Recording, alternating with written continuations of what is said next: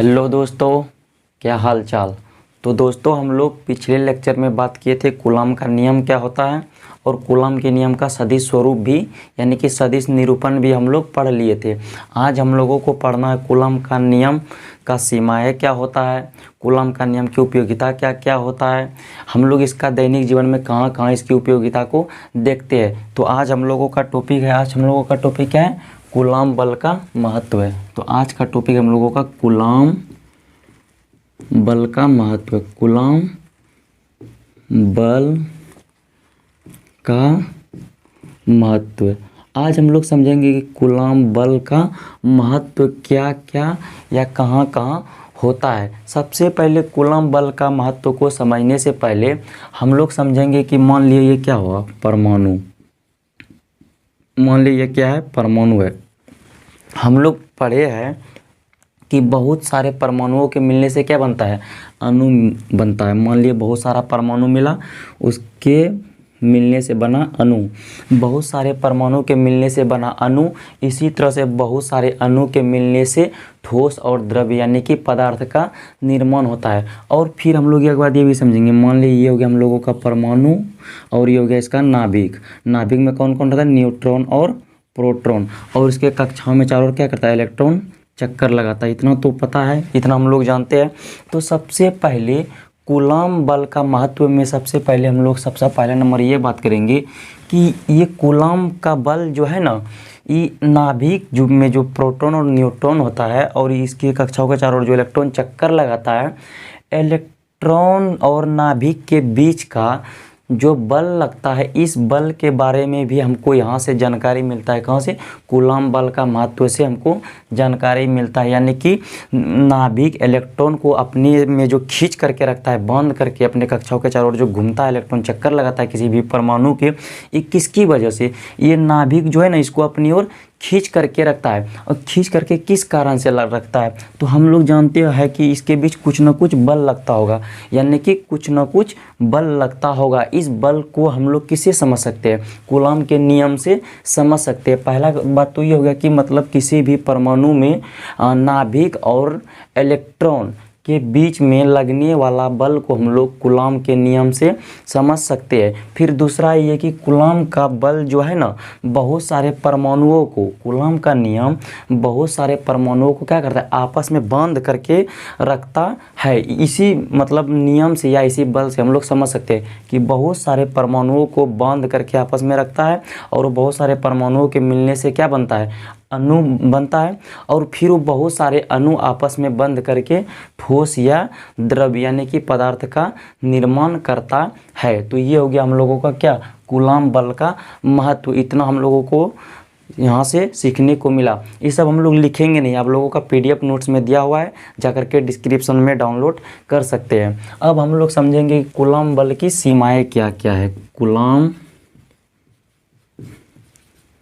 के नियम की सीमाएं, हम लोग कूलॉम बल का महत्व समझ चुके हैं। आप समझेंगे कूलॉम के नियम की सीमाएं, यानी कि कूलॉम का नियम कहाँ कहाँ लगेगा, कहाँ कहाँ नहीं लगेगा, इस बात को अब हम लोग समझेंगे। सबसे पहले हम लोग कूलॉम का नियम में क्या पढ़े थे, कूलॉम का नियम में हम लोग पढ़े थे कि सबसे पहले ये भी एक आवेश है, ये भी एक आवेश है। मान लीजिए ये Q1 है, ये Q2 है। हम लोग कूलॉम के नियम से क्या पढ़े थे, जब दो स्थिर बिंदु आवेश एक दूसरे से कितना डिस्टेंस पर, r डिस्टेंस पर स्थित हो, तब उसके बीच में लगने वाला बल F बराबर होता है Q1 Q2 अपॉन R²। ये सब हम लोग पिछले लेक्चर में पढ़ चुके हैं। यहाँ Q1 Q2 क्या है, आवेश है, R क्या है, इसके बीच का डिस्टेंस है, और K क्या है, एक कूलॉम का नियतांक है, जिसे स्थिर विद्युत बल का नियतांक भी कहा जाता है। तो हम लोग समझेंगे कूलॉम के नियम की सीमा, यानी कि कूलॉम का नियम कहाँ लगता है, कहाँ नहीं लगता है। सबसे पहले हम लोग इसका पहला नंबर पढ़ेंगे, ये नियम बिंदु आवेशों के लिए ही सत्य है। ये नियम बिंदु आवेशों के लिए ही सत्य है। सबसे पहला क्या है, सबसे पहले हम लोग पढ़ेंगे कूलम्ब के नियम की सीमाएं। तो सबसे पहला नंबर है हम लोगों का, ये नियम बिंदु आवेशों के लिए ही सत्य है। अब बिंदु आवेश जैसे ये Q1 Q2 है, तो हम लोग कूलम्ब का नियम में बात क्या कहते थे, बिंदु आवेश के बारे में समझे थे। फिर एक बार समझ लेते कि बिंदु आवेश क्या होता है। जैसे मान लीजिए ये Q1 आवेश है, ये Q2 आवेश है, तो ये बिंदु आवेश कब होगा, कोई भी वस्तु बिंदु आवेश कब होगा। हम लोग एक परिभाषा वहाँ देते हैं, जैसे मान लिया कोई वस्तु है, ये भी कोई वस्तु है, इसके बीच का डिस्टेंस है ये, इस मतलब वस्तु के आकार की तुलना में इसके आकार की तुलना, मान लीजिए पहला वस्तु और दूसरा वस्तु, यानी कि पहला ऑब्जेक्ट और दूसरा ऑब्जेक्ट के साइज की तुलना में, यानी कि इसके विमा की तुलना में इसके बीच का डिस्टेंस क्या हो, बहुत ज़्यादा हो, तो उसको हम लोग बोलेंगे बिंदु आवेश। जैसे पृथ्वी और चंद्रमा को, जैसे हम लोग पृथ्वी और चंद्रमा को आवेशित कर देंगे तो वो भी क्या हो जाएगा, बिंदु आवेश के गिनती में आएगा। चंद्रमा तो है बड़ा सा, लेकिन हम लोगों को यहाँ से कितना बड़ा दिखता है, इतू सा, एकदम इतू सा छोटा छोटा दिखता है। चंद्रमा कितना, इतना सा दिखता है, तो हम लोग इसको बिंदु आवेश मान सकते हैं। बिंदु आवेश हम लोग किसको बोलेंगे, बिंदु आवेश हम लोग उसको बोलेंगे कि यदि दो ऑब्जेक्ट यानी कि दो वस्तु, आवेशित वस्तु एक दूसरे से दूरी कितना पर स्थित वो मायने नहीं रखता, लेकिन इसके विमा की तुलना में, वस्तु के विमा की तुलना में उसके बीच का डिस्टेंस क्या होना चाहिए, ज़्यादा होना चाहिए, तो हम लोग बोलेंगे बिंदु आवेश। तो यहाँ पे हम लोग कूलम्ब के नियम की सीमाएं पढ़ेंगे। ये नियम बिंदु आवेशों के लिए ही सत्य है, यानी कि कूलम्ब का नियम केवल बिंदु आवेशों के लिए ही सत्य है। जैसे मान लीजिए बिंदु आवेश, जैसे मान लीजिए कोई बड़ा आवेशित वस्तु है, यानी बड़ा आवेशित पिंड है, ये भी बड़ा आवेशित पिंड है, ये दोनों नज़दीक में रहेगा तो ये इसके लिए लागू नहीं होगा, यानी कि ये बिंदु आवेश नहीं होगा, तो इसके लिए कूलम्ब का नियम क्या है, वैलिड नहीं है। यहाँ पे कूलम्ब का नियम हम लोग नहीं लगा सकते हैं। अब दूसरा नियम इसका ये है, ये नियम केवल स्थिर आवेशों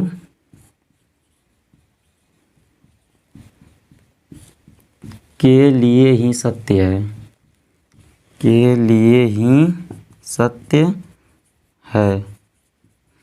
अब स्थिर आवेशों का आने का तात्पर्य क्या हुआ, ये कूलम्ब का नियम केवल स्थिर आवेशों के लिए ही सत्य है। मतलब यहाँ Q1 और Q2 दो मतलब स्थिर बिंदु आवेश जो है, ये आवेश कैसा होना चाहिए, स्थिर होना चाहिए, ये गति में नहीं होना चाहिए। हम लोग आवेश के बारे में पढ़े थे कि जब आवेश स्थिर में होता है तब वो विद्युत क्षेत्र उत्पन्न करता है। जब आवेश विद्युत क्षेत्र उत्पन्न करेगा, स्थिर में रहेगा, तो उसके कारण विद्युत बल भी उत्पन्न होगा, जिसको हम लोग कूलम्ब के नियम से निकाल सकते हैं। लेकिन अब मान लें कि आवेश गति कर रहा हो, जैसे मान लीजिए Q1 हो गया, ये हो गया Q2, मान लीजिए ये गति कर रहा है, तो हम लोग आवेश के बारे में पढ़े थे कि जब आवेशित मतलब आवेश गति करेगा, तो चाहे आवेश त्वरित हो या नियमित रूप से गति कर रहा हो, तो विद्युत क्षेत्र के साथ साथ वो चुंबकीय क्षेत्र भी उत्पन्न करता है। यदि आवेश गति में होगा तो विद्युत क्षेत्र के साथ साथ चुंबकीय क्षेत्र भी उत्पन्न करेगा।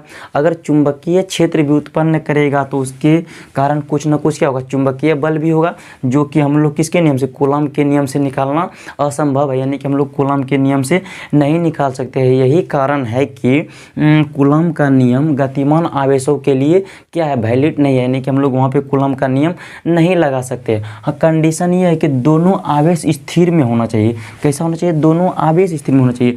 अब बात आती है कि अब आप लोग का मन में सवाल होगा कि गतिमान आवेशों के लिए ये लागू नहीं होता है, ये सिर्फ स्थिर बिंदु आवेशों के लिए ही लागू होता है। अब आप लोग पूछोगे कि जब एक, जैसे मान लीजिए Q1 आवेश है, ये Q2 आवेश है, अब आप लोग सोचोगे कि अगर Q1 आवेश स्थिर है और Q2 आवेश क्या कर रहा है, गति कर रहा है, ऐसे ऐसे दौड़ रहा है, मतलब जैसे Q1 आवेश क्या है, स्थिर है, और Q2 आवेश ऐसे ऐसे गति कर रहा है, तो आप लोग पूछोगे यहाँ लगेगा, तो हाँ यहाँ लगेगा। जब दो आवेश में यानी कि दो आवेशित वस्तु में एक स्थिर हो और एक गतिमान हो, तो यहाँ पे कूलम्ब का नियम लगेगा और 100% लगेगा। तो हम लोग सेकेंड नंबर समझ गए। अब थर्ड नंबर क्या है, थर्ड नंबर हम लोग ये समझेंगे कि ये नियम 10⁻⁻14 मीटर से कम दूरी के लिए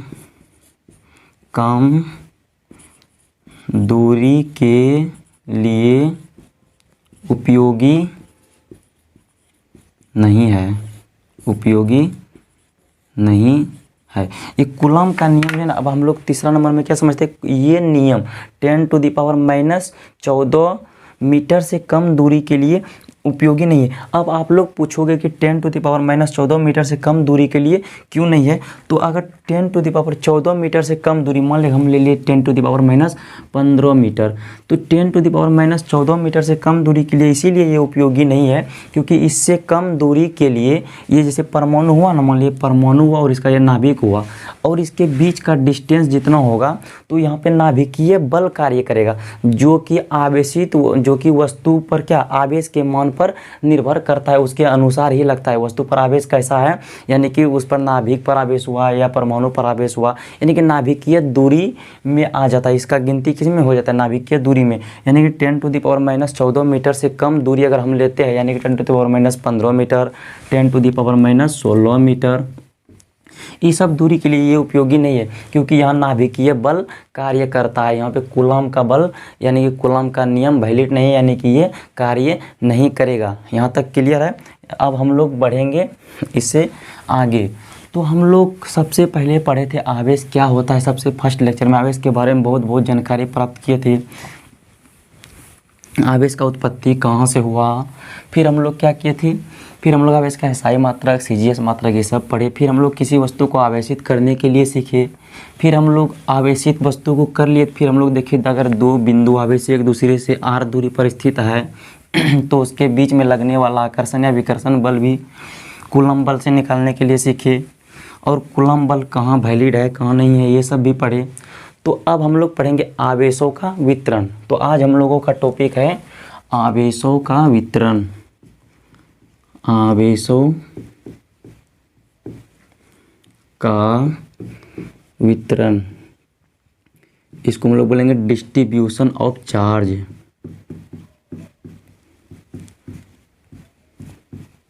डिस्ट्रीब्यूशन ऑफ चार्जेज। तो आज का टॉपिक हम लोगों का क्या है, तो आज का टॉपिक है हम लोगों का आवेशों का वितरण। आवेशों का वितरण आखिर क्या होता है। जैसे मान लिए ये कोई वस्तु है, ये कोई वस्तु है, इसका नाम दे दिए ए। अब हम लोग इसको क्या किए, इलेक्ट्रिक चार्ज किए, यानी कि इसको आवेशित किए। तो हम लोग इसमें आवेश को कितने तरीके से बांट सकते हैं, यानी कि इसको आवेश कितने तरीके से इसमें बंट सकता है, या इसमें बांटना मतलब क्या होता है। हम लोग समझते हैं बांटना, जैसे बोलते हैं मिठाई बांट दो रे, पूजा होता है तो हम लोग क्या करते हैं मिठाई बांट देते हैं आसपास में जा करके, जो होता है जो पूजा करता है उसको मिठाई देते हैं। उसी तरह से आवेशों का वितरण, यदि किसी वस्तु को इलेक्ट्रिक चार्ज किया जाता है तो उसमें हम लोग आवेशों को कितने तरीके से बांट सकते हैं। तो हम लोग आवेशों का वितरण दो तरीके से हो सकता है। आवेशों का वितरण कितना तरीके से हो सकता है भैया, आवेशों का वितरण दो तरीके से हो सकता है। पहला होता है आवेशों का संतत वितरण। आवेशों का संतत वितरण। और दूसरा होता है आवेशों का असंतत वितरण। आवेशों का असंतत वितरण। यहाँ तक समझ में आ रहा है भैया लोग। सबसे पहले आवेशों का हम लोग वितरण पढ़ेंगे। और आवेशों का वितरण कितना तरीके का होता है। आवेशों का वितरण दो तरह से हो सकता है। एक होता है आवेशों का संतत वितरण, एक होता है आवेशों का असंतत वितरण। जैसे मान लिए ये कोई वस्तु है, आवेशों का असंतत वितरण हम लोग देखेंगे। सबसे पहले मान लिए कोई वस्तु है यानी कि ऑब्जेक्ट है, यहाँ मान लिए प्लस चार्ज है। आवेशों का असंतत वितरण में क्या होता है, इस पर अगर किसी वस्तु को इलेक्ट्रिक चार्ज दिया जाता है तो उसमें आवेश का मान कहीं पे ज़्यादा होता है, कहीं पे कम होता है, कहीं पे कुछ तो कहीं पे कुछ। मतलब इसमें कोई एक लिमिट नहीं होता है कि इसी सीक्वेंस में चार्ज इसमें डिस्ट्रीब्यूट है, यानी कि आवेशों का वितरण है। इसमें हम लोग अनुमान नहीं लगा सकते। अनुमान लगा सकते हैं मतलब इसमें क्या हम लोग कह सकते हैं, इसमें आवेश का मान कहीं बहुत ज़्यादा होगा, कहीं कम होगा, कहीं आवेश होगा ही नहीं। और होगा तो ये दोनों के बीच में डिस्टेंस बहुत ज़्यादा होगा। जैसे हमारे और आपके बीच में डिस्टेंस है, ना तो हम आपको देख पा रहे हैं ना ही हम आपको देख पा रहे।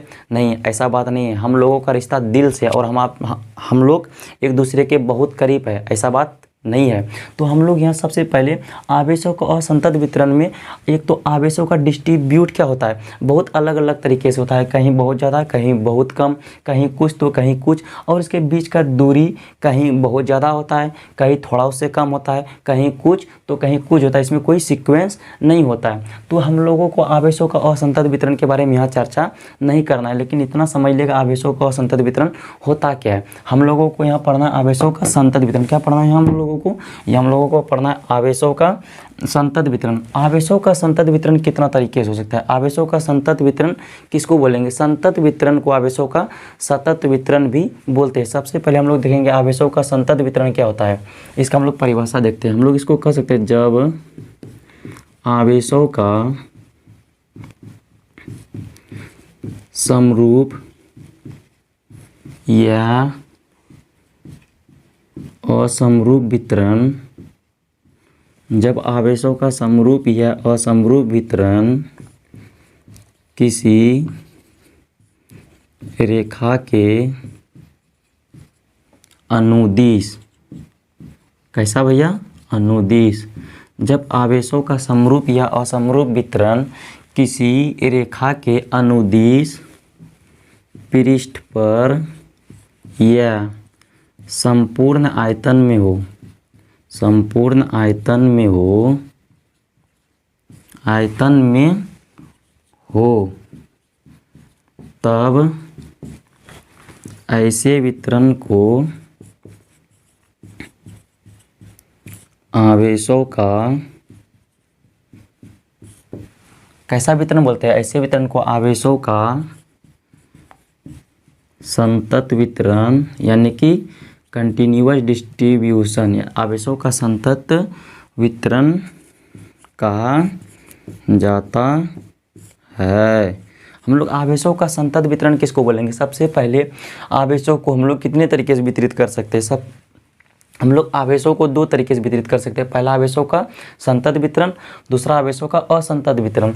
आवेशों का संतत वितरण क्या होता है, जब आवेशों का समरूप या असमरूप वितरण किसी रेखा के अनुदिश पृष्ठ पर या संपूर्ण आयतन में हो, तब ऐसे वितरण को आवेशों का संतत वितरण कहा जाता है। अब हम लोग इस जो परिभाषा में लिखे है, अब हम लोग इसको पूरे चर्चा करेंगे कि किसी रेखा के अनुदिश क्या होता है, पृष्ठ पर क्या होता है, और आयतन आवेश वितरण क्या होता है। हम लोग अब इसको समझते हैं। सबसे पहले हम लोग आवेशों के सतत वितरण को क्या कि समझिए, आवेशों का सतत वितरण क्या होता है।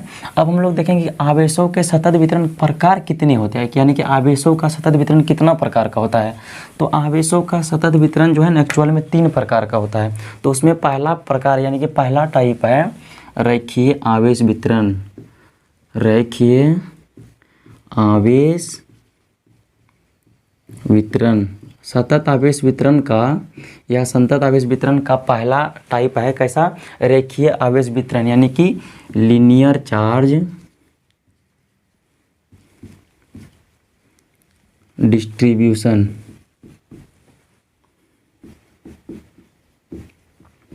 आवेशों का संतत वितरण का पहला टाइप क्या है, आवेशों का यानी कि रेखीय आवेश वितरण, या इसी को हम लोग बोलते हैं एक विमीय आवेश वितरण, एक विमीय आवेश वितरण यानी कि वन डायमेंशनल चार्ज डिस्ट्रीब्यूशन। तो आवेशों का संतत वितरण का पहला टाइप है क्या, रेखीय आवेश वितरण या एक विमीय आवेश वितरण। तो अब हम लोग इसको समझते क्या होता है। सबसे पहले मान लीजिए कोई हम लोगों का क्या हुआ, चालक तार हुआ, ये क्या हम लोगों का चालक तार है। मान लिए हम लोग क्या किए, इसको आवेश दिए, जैसे ही हम लोग इसको आवेश देंगे तो क्या होगा, आवेश का मान कुछ इस तरह से हम लोगों को देखने को मिलेगा। ये आवेश इस तरह से डिस्ट्रीब्यूट हो जाएगा यानी कि बढ़ जाएगा, एक समान दूरी पर, एक निश्चित दूरी पर नज़दीक में क्या हो जाएगा, डिस्ट्रीब्यूट हो जाएगा यानी कि बढ़ जाएगा। अगर ये कोई आवेशित चालक तार है, इसको आवेश देंगे तो कुछ आवेश का मान हमको इस तरह से देखने को मिलेगा यानी कि चालक तार में ये इस तरह से फैल जाएगा। मान ली इस पर आवेश का मान है Q, मान ली इस पर आवेश दिए चालक तार पर और इसका मान कितना है Q है, और ये तार की लंबाई कितना है L है, हम लोग इतना मान लिए। तो हम लोग यहाँ से रेखीय आवेश वितरण में क्या कर सकते हैं, तो हम लोग इसमें कह सकते हैं जब आवेशों का समरूप या जब आवेशों का समरूप या असमरूप वितरण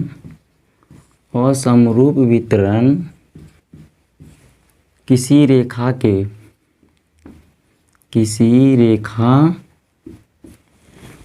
के अनुदिश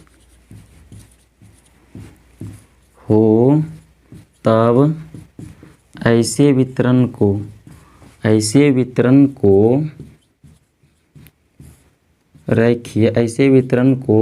रैखिक आवेश वितरण कहा जाता है। तो हम लोग रेखीय आवेश वितरण किसको बोलेंगे? हम लोग रेखीय वितरण आवेश किसको बोलेंगे? सबसे पहले मान लिए ये कोई चालक तार है और इसकी लंबाई L है। अब हम लोग इसको क्या किया, हम लोग इसको दिए आवेश दिए। जैसे हम लोग इसको आवेश देंगे तो ये आवेश पूरे तार में इस तरह से फैल जाएगा। इसका जितना लंबाई है उसके लंबाई के अनुदिश क्या होगा, फैल जाएगा। समान दूरी पर और निश्चित दूरी पर, कम कम दूरी पर फैल जाएगा। तो हम लोग इसी को बोलेंगे, क्या बोलेंगे? इसी को हम लोग बोलेंगे जब आवेशों का समरूप या असमरूप वितरण किसी रेखा के अनुदिश हो तब ऐसे वितरण को हम लोग क्या कहेंगे? रेखीय आवेश वितरण कहेंगे। तो रेखीय आवेश वितरण समझ गए। अब हम लोग इसको डिफाइन किससे करते हैं? हम लोग इसको डिफाइन करते हैं रेखीय आवेश घनत्व से। रेखीय आवेश घनत्व हम लोग इसको डिफाइन करते हैं रेखीय आवेश घनत्व से, यानी कि लीनियर चार्ज डेंसिटी हम लोग इसको इससे डिफाइन करते हैं। अब हम लोग समझेंगे रेखीय आवेश घनत्व किसको बोलेंगे। हम लोग इसका परिभाषा सबसे पहले लिख सकते हैं, किसी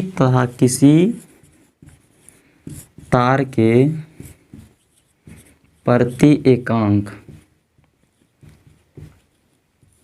लंबाई में, किसी तार के प्रति एकांक लंबाई में आवेश का मान क्या कहलाता है भैया? रेखीय आवेश घनत्व कहलाता है। रेखीय आवेश घनत्व कहलाता है। हम लोग रेखीय आवेश घनत्व किसको बोलेंगे? रेखीय आवेश घनत्व का परिभाषा क्या है? किसी तार के प्रति एकांक लंबाई में आवेश का मान क्या कहलाता है? रेखीय आवेश घनत्व कहलाता है। अब यहाँ एक शब्द आता है प्रति एकांक लंबाई। प्रति एकांक लंबाई किसको बोलेंगे? सबसे पहले मान लीजिए हमारा चालक तार है और इसकी लंबाई क्या है? L है। हम लोग क्या करेंगे, एक बहुत छोटा सा टुकड़ा, इसका एक छोटा सा टुकड़ा क्या करेंगे, एक छोटा सा हिस्सा काट लेंगे। जैसे मान लीजिए हम लोग यहाँ से यहाँ तक की क्या किए, इसकी टुकड़ा काट करके इसको अलग कर दिया। मतलब इसका लंबाई कितना होना चाहिए? सबसे छोटी, यानी कि एकांक लंबाई। एकांक लंबाई मतलब हुआ एकांक लंबाई का जितना हम लोग काट करके यहाँ से निकाल लेंगे और उसी वस्तु पर जितना आवेश का मान होगा हम लोग उसी को बोलेंगे रेखीय आवेश घनत्व, यानी कि एकांक लंबाई में आवेश का मान रेखीय आवेश घनत्व कहलाता है। हम लोग इसको किससे सूचित करते हैं? इसको सिंबल, इसको हम लोग लैम्डा से निरूपित करते हैं, यानी कि लैम्डा से इसको सूचित किया जाता है। अब हम लोग पढ़ेंगे रेखीय आवेश घनत्व बराबर होता क्या है। रेखीय आवेश घनत्व को हम लोग किससे सूचित करते हैं? लैम्डा से। किससे सूचित करते हैं भैया? लैम्डा से। अब हम लोग देखेंगे कि रेखीय आवेश घनत्व बराबर क्या होगा। रेखीय आवेश घनत्व, रेखीय आवेश घनत्व, रेखीय आवेश घनत्व बराबर यहाँ से क्या हो जाएगा भैया? कि हम लोग यहाँ क्या पढ़े? किसी तार के प्रति एकांक लंबाई में आवेश का मान क्या कहलाता है? रेखीय आवेश घनत्व कहलाता है। यानी कि रेखीय आवेश घनत्व बराबर हो जाएगा आवेश बट्टे लंबाई। क्या हो जाएगा? आवेश बट्टे लंबाई। होगा कि नहीं होगा? यानी कि इसको हम लोग किससे डिनोट करते हैं? लैम्डा से। यानी कि लैम्डा बराबर हो जाएगा, आवेश को हम लोग किससे सूचित करते हैं? स्मॉल क्यू या कैपिटल क्यू से। यानी कि हो जाएगा Q/L। रेखीय आवेश घनत्व बराबर क्या हो जाएगा? लैम्डा बराबर Q/L। तो इसका SI मात्रक क्या होगा? SI मात्रक, इसका SI मात्रक क्या होगा? यहाँ Q क्या है? आवेश है और हम लोग आवेश का SI मात्रक क्या पढ़े? कूलम्ब पढ़े। उसके बाद लंबाई का SI मात्रक क्या होता है? मीटर, यानी कि कूलम्ब पर मीटर। हम लोग इसको सेंटीमीटर नहीं पढ़ेंगे, इसको हम लोग पढ़ेंगे कूलम्ब पर मीटर। यानी कि लैम्डा बराबर होता है Q/L। इसका SI मात्रक क्या हो जाएगा? कूलम्ब पर मीटर, यानी कि कूलम्ब पर मीटर। यह लैम्डा का मान सबसे पहले लंबाई तो कभी हम लोग यहाँ से क्या देखते हैं, लैम्डा बराबर होता है Q/L। अब लंबाई तो कभी यहाँ निगेटिव होगा नहीं, ये हमेशा पॉजिटिव होगा। अब यहाँ बात आती है आवेश का मान, यानी कि Q/L। हम लोग आवेश को माइनस देंगे, यानी कि ऋण आवेश देंगे, तो लैम्डा का के मान क्या होगा। जैसे मान ली हम लोग आवेश दे दिए -5 कूलम, अगर -5 कूलम आवेश दिए और उसका लंबाई है कितना 10 मीटर, तो इसका मान कितना हो जाएगा, माइनस में आ जाएगा।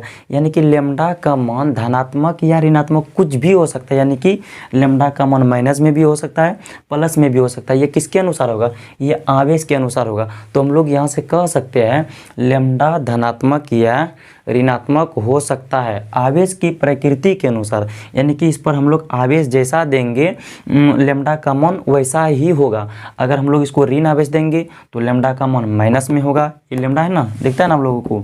अगर हम लोग यहाँ माइनस आवेश देंगे तो लैम्डा ऋण आवेशित होगा, यानी कि माइनस में होगा।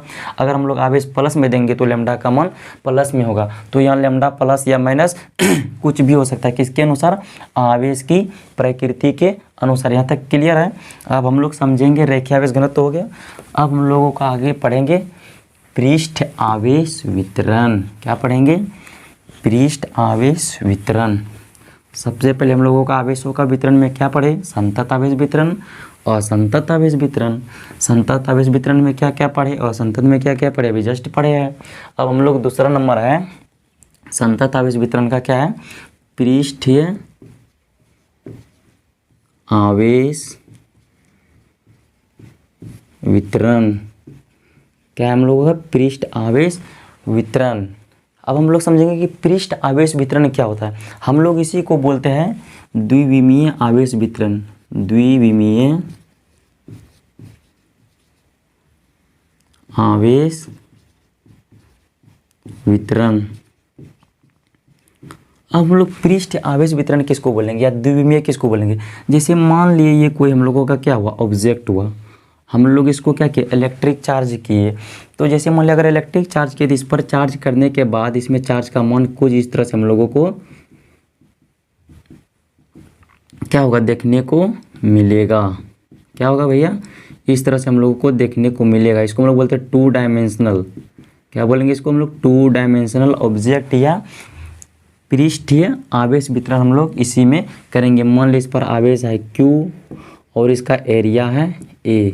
क्योंकि 2 डायमेंशनल का क्या होता है, एरिया ही तो होता है ना, कि लंबाई, यानी कि लंबाई और चौड़ाई, वह वस्तु जिसमें सिर्फ लंबाई और चौड़ाई हो। ठीक है, तो यहाँ देखेंगे मान लिए हम लोग इसको क्या किए, इलेक्ट्रिक चार्ज के इस पर इलेक्ट्रिक चार्ज यानी कि आवेश का मान हो गया Q और इसका एरिया हो गया A। अब हम लोग समझेंगे कि पृष्ठ आवेश वितरण किसको हम लोग कहेंगे। सबसे पहले हम लोग इसका परिभाषा समझते हैं। हम लोग इसका परिभाषा में क्या कह सकते हैं, जब आवेशों का समरूप या असमरूप वितरण किसी पृष्ठ के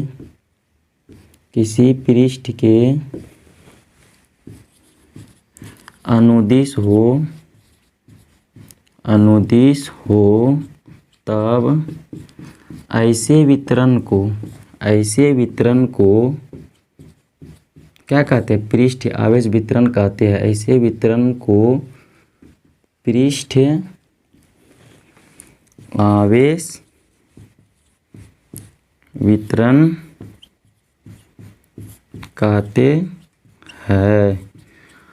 हम लोग पृष्ठ आवेश वितरण किसको बोलेंगे, हम लोग पृष्ठ आवेश वितरण उसको बोलेंगे जब आवेशों का, हम लोग कह सकते हैं जब आवेशों का समरूप या असमरूप वितरण किसी पृष्ठ के अनुदिश हो। मान लीजिए कोई पृष्ठ है और इसके अनुदिश हो, तब आवेशों के ऐसे वितरण को पृष्ठ आवेश वितरण कहा जाता है। मान लीजिए कोई क्या हो गया, ऑब्जेक्ट हो गया और ये कैसा है, 2 डायमेंशनल है और हम लोग किसको क्या किए, इलेक्ट्रिक चार्ज किए। अगर हम लोग जैसे ही इलेक्ट्रिक चार्ज इसको किए तो यहाँ पे मान लीजिए इसका चार्ज कुछ इस तरह से इस पर फैल गया और इस पर आवेश का मान कितना है, हम लोग मान लिए Q और इसका एरिया कितना है A। तो हम लोग इसी को बोलेंगे पृष्ठ आवेश वितरण। तो हम लोग इसको डिफाइन करते हैं किससे, पृष्ठ आवेश घनत्व से। अब हम लोग पढ़ेंगे पृष्ठ आवेश घनत्व। पृष्ठीय आवेश घनत्व, हम लोग पृष्ठ आवेश घनत्व किसको बोलेंगे? हम लोग सबसे पहले इसमें भी क्या करेंगे, पृष्ठ आवेश घनत्व को समझेंगे। सबसे पहले हम लोग पृष्ठ आवेश घनत्व का परिभाषा क्या दे सकते हैं? हम लोग यहाँ कह सकते हैं किसी पृष्ठ के अच्छा भैया यहाँ पृष्ठ है तो यहाँ इसका तो लंबाई तो होगा नहीं, पृष्ठ का यहाँ क्या होगा, क्षेत्रफल होगा। तो हम लोग वहाँ पहला में लिखे थे लंबाई, लंबाई क्यों लिखे थे? क्योंकि वो वन डायमेंशनल था। अब हम लोग इसमें लिखेंगे किसी पृष्ठ के एकांक क्षेत्रफल में, किसी पृष्ठ के एकांक क्षेत्रफल में अभी हम लोग क्षेत्रफल क्यों लिखे? क्योंकि ये टू डायमेंशनल है, तो इसी को हम लोग यहाँ क्या होगा, लंबाई गुना चौड़ाई होगा, तो इस पर कैसा होगा, क्षेत्रफल होगा इसका। तो हम लोग कह सकते हैं किसी पृष्ठ के एकांक क्षेत्रफल में आवेश का मान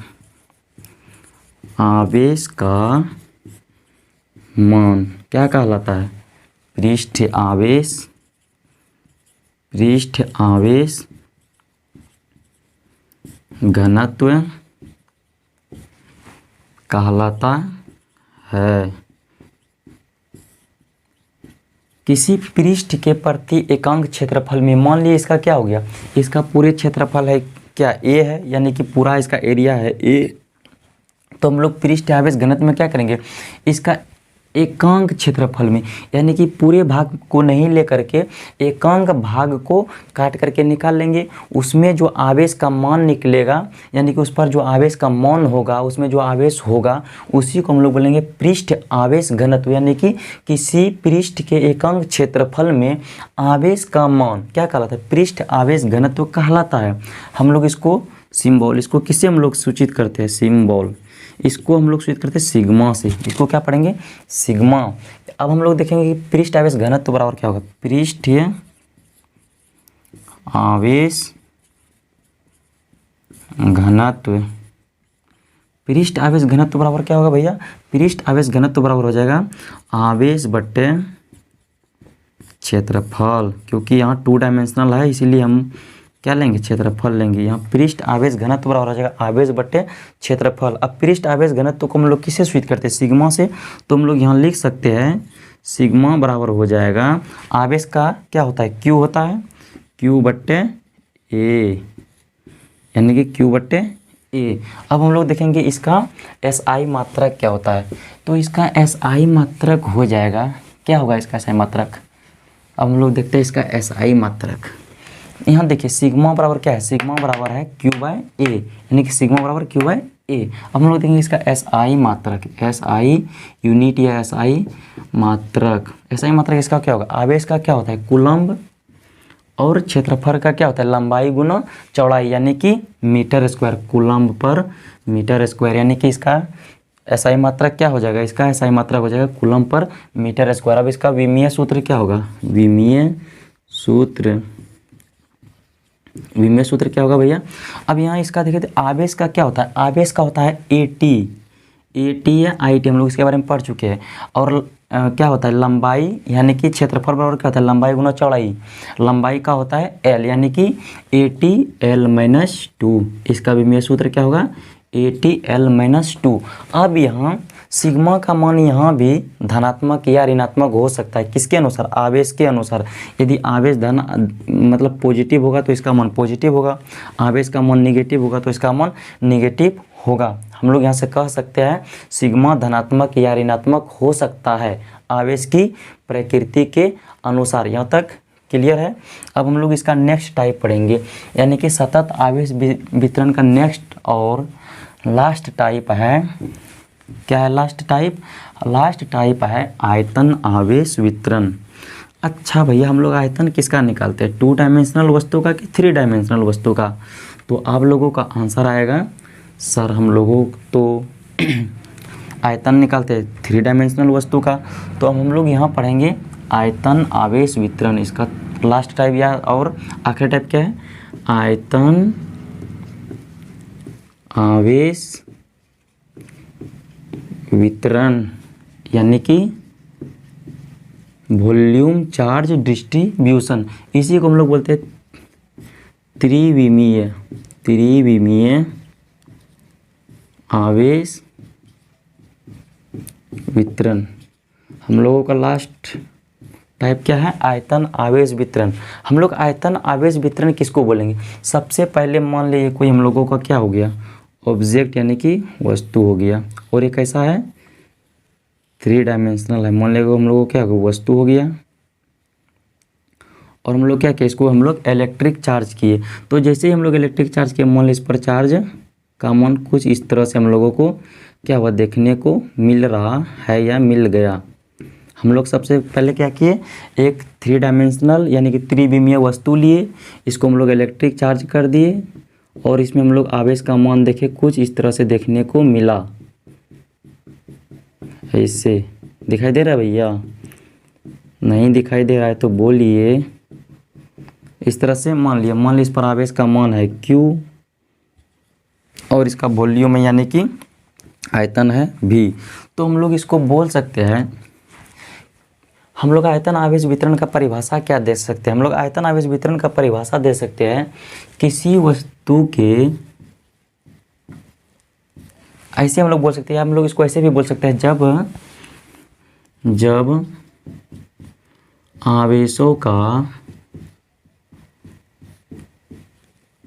समरूप या असमरूप वितरण, जब आवेशों का समरूप या असमरूप वितरण किसी वस्तु के संपूर्ण आयतन में हो।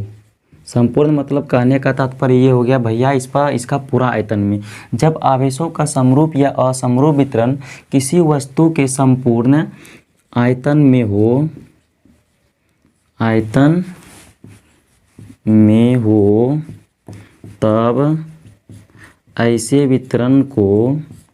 तब ऐसे वितरण को क्या कहेंगे हम लोग, आयतन आवेश वितरण कहते हैं। तब ऐसे वितरण को आयतन आवेश वितरण कहा जाता है। आयतन आवेश वितरण का परिभाषा हम लोग क्या दे सकते हैं, जब आवेशों का समरूप या असमरूप वितरण किसी वस्तु के संपूर्ण आयतन में। अच्छा, आयतन किसका निकलेगा, वस्तु कैसा होना चाहिए, तो वस्तु होना चाहिए 3 डायमेंशनल यानी कि त्रिविमीय वस्तु क्या होना चाहिए, संपूर्ण आयतन में हो, तब ऐसे वितरण को आयतन आवेश वितरण कहा जाता है। तो हम लोग इसको डिफाइन किससे करते हैं, हम लोग इसको डिफाइन करते हैं आयतन आवेश घनत्व से। हम लोग इसको डिफाइन करते हैं आयतन आवेश घनत्व। किसे डिफाइन करते हैं भाई लोग, इससे हम लोग डिफाइन करते हैं आयतन आवेश घनत्व से, आयतन आवेश घनत्व। अब हम लोग आयतन आवेश घनत्व किसको बोलेंगे, हम लोग इसका परिभाषा दे सकते हैं, किसी वस्तु के एकांक आयतन में। एकांक तो समझ में आ गया होगा भाई कि एकांक मतलब यहाँ क्या होता है, एकांक मतलब होता है क्या, उसका एकांक भाग में, अगर लंबाई है तो लंबाई में, क्षेत्रफल है तो एकांक क्षेत्रफल में, आयतन है तो एकांक आयतन में, मतलब यहाँ जो रहेगा वही एकांक। यानी किसी वस्तु के एकांक आयतन में आवेश का मान क्या कहलाता है, किसी वस्तु के एकांक आयतन में आवेश का मान क्या कहलाता है, आयतन आवेश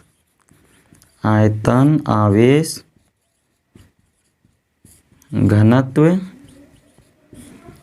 कहलाता है।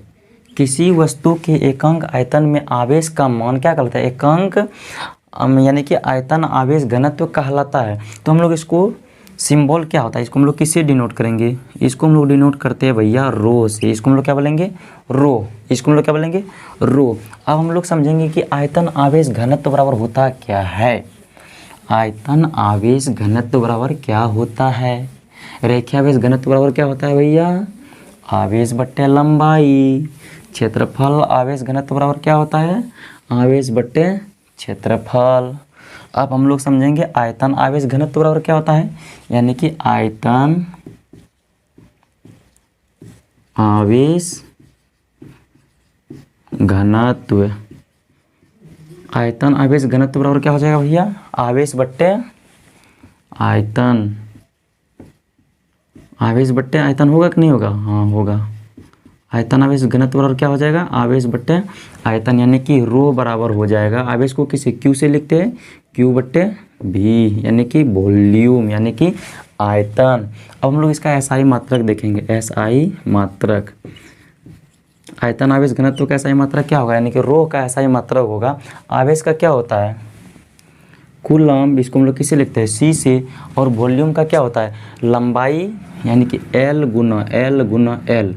वॉल्यूम लंबाई, चौड़ाई और उसका मोटाई या ऊंचाई जो हो, यानी कि कूलम पर मीटर क्यूब। क्या हो जाएगा? कूलम प्रति मीटर क्यूब। इसका एसआई मात्रक हो जाएगा कूलम पर मीटर क्यूब। इसका विमीय सूत्र क्या होगा? विमीय सूत्र